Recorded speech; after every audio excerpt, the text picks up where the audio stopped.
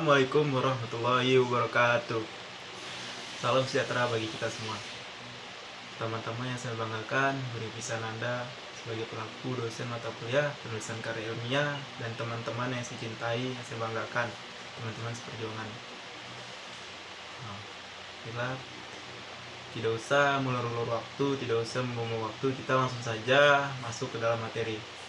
Materi yang saya akan bawakan pada hari ini adalah tentang jenis, tujuan, dan tata cara atau teknik dalam penulisan kutipan. Sebelum kita masuk ke jenis, tujuan, dan tata cara kutipan, alangkah baiknya lebih dulu kita mengenal tentang kutipan, pengertian kutipan. Pengertian kutipan, menurut KBBI, mengutip diartikan sebagai mengambil perkataan atau kalimat dari buku, fiksi atau non-fiksi orang yang mengambil kutipan.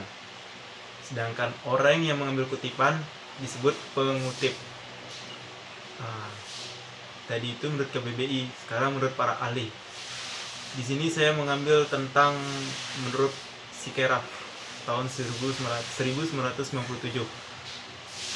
Sikeraf mengatakan walaupun kutipan atas pendapat seorang ahli itu diperkenankan, tidaklah berarti bahwa keseluruhan sebuah tulisan dapat terdiri dari kutipan-kutipan. Tadi kita telah membahas tentang pengertian kutipan. Langsung saja kita masuk ke materi tujuan kutipan. Tujuan kutipan itu ada 4, yaitu sebagai landasan teori, penguat pendapat penulis, penjelasan suatu uraian, bahkan bukti untuk menunjang pendapat itu. Pertama, landasan teori. Landasan teori merupakan hal yang sangat penting dalam sebuah penelitian. Landasan teori ini diibaratkan sebagai pondasi ketika kamu akan melakukan penelitian dalam sebuah skripsi. Bangunan yang kuat adalah bangunan yang memiliki pondasi yang kuat juga. Begitupun dalam penulisan sebuah skripsi. Tanpa adanya landasan teori, tentu penelitian dan metode yang digunakan tidak akan berjalan dengan lancar. Yang kedua, penguat pendapat penulis. Pendapat seorang penulis tidaklah bisa berdiri sendiri. Oleh sebab itu, mereka membutuhkan penguat agar pendapat mereka bisa lebih dipercayai oleh orang banyak. Penguat pendapat dari penulis tersebut ialah kutipan dari pendapat para ahli. Yang ketiga, penjelasan suatu uraian. Sebuah kutipan sangat diperlukan dalam menjelaskan suatu uraian. Hal ini dikarenakan dalam sesuatu tulisan itu berupa kata atau kalimat yang perlu dijabarkan, dan penjabaran tersebut tentu membutuhkan referensi yang perlu diberi tanda kutip atau rujukan. Yang keempat, bahan bukti. Untuk menunjang pendapat itu, sudah dipastikan kutipan ini dipakai penunjang atau bahan bukti sebelum menulis suatu pendapat, agar pendapat yang kita tulis tersebut dapat dipercaya oleh pembaca, dikarenakan jelas dari mana sumber dan daftar pustaka tersebut berasal. Tadi kita telah membahas tujuan dari kutipan tersebut.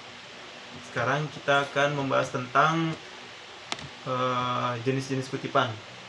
Jenis kutipan itu ada 6, antara lain kutipan langsung.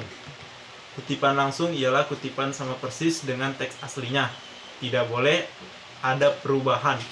Kalau ada hal yang dinilai salah atau meragukan, kita beri tanda sich,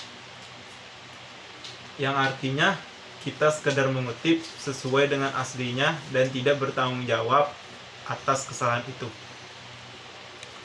Yang kedua, kutipan tidak langsung. Kita hanya mengambil intisari pendapat yang kita kutip. Kutipan tidak langsung ditulis menyatu dengan teks yang kita buat, tidak usah diapit tanda petik. Penyebutan sumber dapat dengan sistem catatan kaki, dapat juga dengan sistem catatan langsung, contohnya seperti catatan perut. Kutipan pada catatan kaki. Kutipan selalu ditempatkan pada spasi rapat. Meskipun kutipan itu singkat saja, kutipan diberi tanda kutip, dikutip seperti dalam teks asli. Yang keempat, kutipan atas ucapan lisan harus dilegalisir dulu oleh pembicara atau sekretarisnya. Bila pembicara seorang penjabat, dapat dimasukkan ke dalam teks sebagai kutipan langsung atau tidak langsung. Yang kelima, kutipan dalam kutipan. Kadang-kadang terjadi bahwa dalam kutipan terdapat kutipan. Dapat dilakukan dengan dua cara.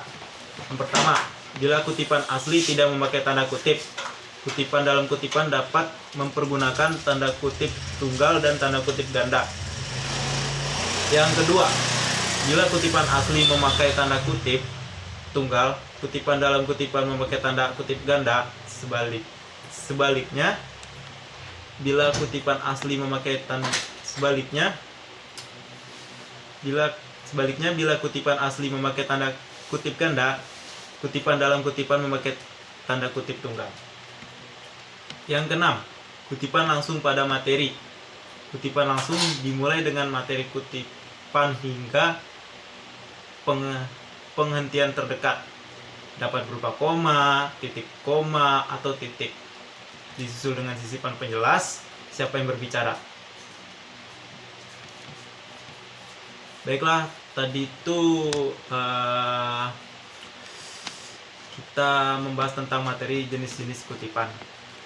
Sekarang kita masuk ke materi selanjutnya, yaitu cara-cara mengutip atau teknik-teknik dalam mengutip. Cara-cara mengutip ada 4 cara, yaitu pertama, mengutip kutipan langsung, kurang lebih 4 baris. Dengan cara yang pertama, kutipan terintegrasi dengan teks penulis dalam satu paragraf.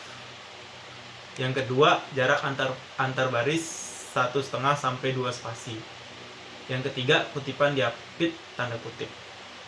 Yang kedua, mengutip kutipan langsung kurang lebih 5 baris. Mengutip kutipan langsung kurang lebih 5 baris ini biasanya dilakukan jika kutipan dipisahkan dari teks penulis dalam jarak 1,5 sampai 3 spasi. Seluruh kutipan ditulis menjorok ke kanan, yaitu 5 sampai 7 spasi dari kiri teks penulis. Lalu jarak antar baris 1 spasi. Lalu kutipan boleh diapit tanda kutip, boleh tidak. Yang ketiga, mengutip kutipan tidak langsung. Mengutip kutipan tidak langsung ini bisa dilakukan jika kutipan terintegrasi dengan teks penulis dalam satu paragraf. Jarak antar baris 1,5 sampai 2 spasi. Kutipan tidak diapit tanda kutip. Yang keempat, mengutip kutipan di kaki halaman. Mengutip kutipan di kaki halaman ini bisa dilakukan jika kutipan terpisah dari teks penulis, yaitu ditulis di kaki halaman. Dan jarak antar baris 1 spasi, lalu kutipan diapit tanda kutip.